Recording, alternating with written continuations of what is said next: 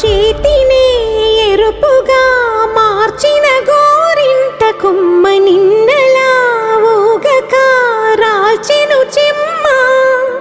వాకిట నేనేసిన 9 వర్ణాల ముగ్గు విగతగా